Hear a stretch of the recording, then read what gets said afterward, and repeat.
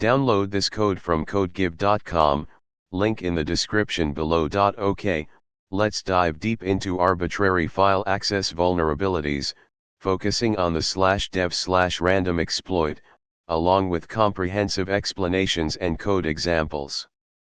This is a complex topic, so we'll break it down into digestible parts. Disclaimer *: this information is provided for educational purposes only. Exploiting vulnerabilities in systems without authorization is illegal and unethical. Use this knowledge responsibly. Understanding arbitrary file access vulnerabilities.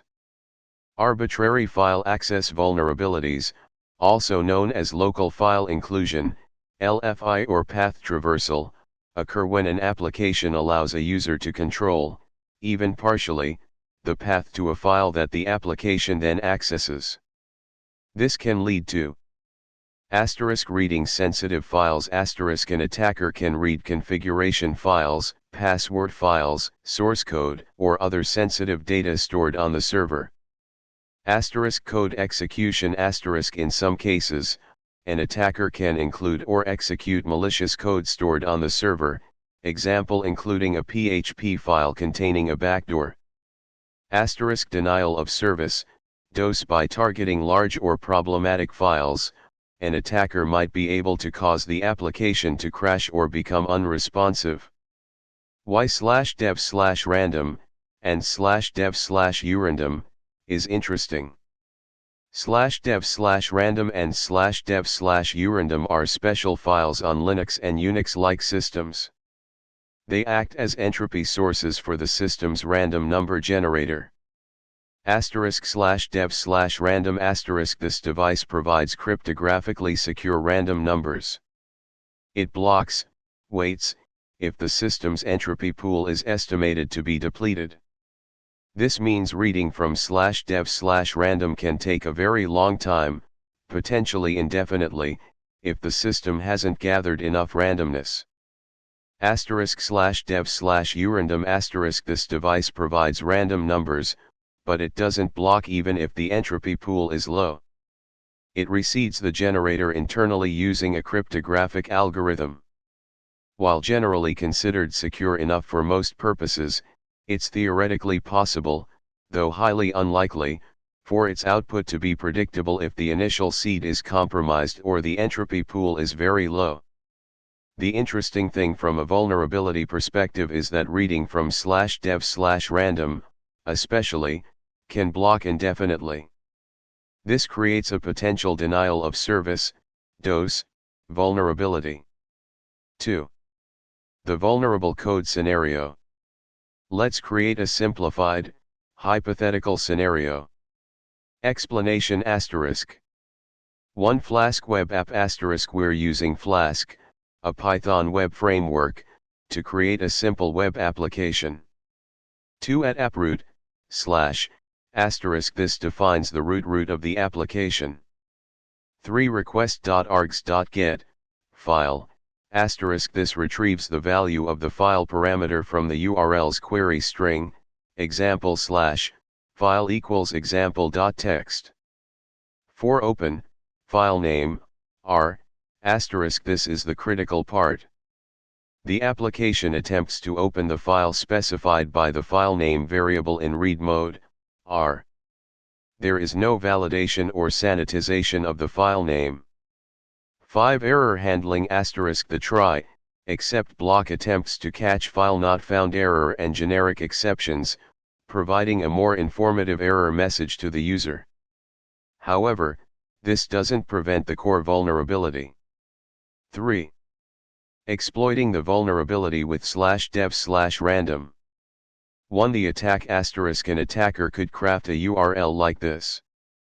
2. The impact * when the application attempts to open /dev/random and read its contents, it will likely block, or take a very long time, because /dev/random waits for sufficient entropy. The web server thread handling that request will be stuck, unable to process other requests. 3. DOS, denial of service. If enough attackers simultaneously send requests with /dev/random as the file parameter, the web server's threads will become exhausted, making the application unresponsive to legitimate users. 4. Code demonstration, simulating the attack. You can't directly replicate the exact /dev/random blocking behavior perfectly in all environments, but you can simulate it to demonstrate the vulnerability. Method 1, using subprocess.run to simulate blocking asterisk. Explanation asterisk. Asterisk subprocess.run, cat, /dev/random, asterisk this executes the cat/dev/random command in a separate process. Cat is a standard Unix utility that simply outputs the contents of a file. Asterisk timeout equals 1 asterisk this is crucial. It sets a timeout of 1 second, you can adjust this. If cat/dev/random doesn't return within 1 second, a subprocess.timeout expired exception is raised. This simulates the blocking behavior. Asterisk capture underscore output equals true, text equals true asterisk captures the standard output and standard error from the cat command and decodes them as text. Asterisk error handling asterisk the try, except block handles the timeout expired exception, the file not found error if the script is run on a non-Linux system, like Windows without WSL, and other potential errors. How to run asterisk. 1. Save this code as a Python file, example simulate_random.py. 2. Run it from your terminal, Python simulate_random.py. You should see the simulating read from /dev/random message, and then either asterisk a lot of gibberish output, if /dev/random returns quickly, which is unlikely. Asterisk the /dev/random read timed out, simulating blocking, message, which is the desired result for this demonstration. Method 2, modifying the Flask app, for demonstration only. You can modify the Flask app to directly use /dev/random and observe its blocking behavior. Warning, do this only for demonstration and be prepared to restart your server if it gets stuck. Changes asterisk. Asterisk added import time. Asterisk added start_time and end_time measurements to track how long the open operation takes. Asterisk added duration value that will be passed to the HTML file. View_file.html. Now, when you access http://localhost 5000/ file equals /dev/random, your browser will likely hang, and the server will be stuck. The duration will either continue to increment until the application is restarted, or the application will be completely stuck. Mitigation strategies. 1. Input validation and sanitization. Essential: never directly use user-provided input as part of a file path without validation. This is the most important defense. Whitelisting the best approach is to use a whitelist of allowed file names or paths. Only allow access to files that are explicitly permitted. This completely eliminates arbitrary file access. Blacklisting, less reliable. Avoid blacklisting potentially dangerous characters or paths, example /dev/, etc. Blacklists are often incomplete and can be bypassed. Path canonicalization. Use functions like os.path.realpath in Python to resolve symbolic links and normalize the path. This can help prevent directory traversal attacks. However, it doesn't prevent access to /dev/random itself. 2. Least privilege. Run your application with the minimum necessary permissions. If the application doesn't need to access system files like /dev/random, ensure the user account it runs under doesn't have permission to access them. 3. Sandboxing. Consider using sandboxing techniques, example containers, virtual machines, to isolate the application from the underlying operating system. This limits the impact of a successful exploit. For rate limiting * implement rate limiting to prevent an attacker from flooding the server with requests, especially if the application handles file access. Example, secure code, input validation. Here's a safer version of the Flask application, demonstrating whitelisting. Explanation of the secure code ***. Allowed _ files dictionary ***. This dictionary defines the allowed files.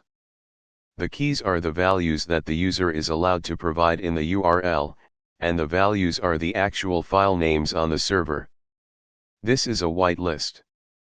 If file name in allowed _ files **. This checks if the user provided file name is present in the allowed _ files dictionary. If it's not, the request is rejected.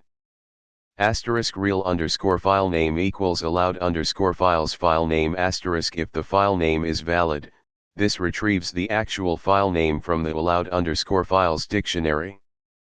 This ensures that the application only ever opens files that are explicitly allowed.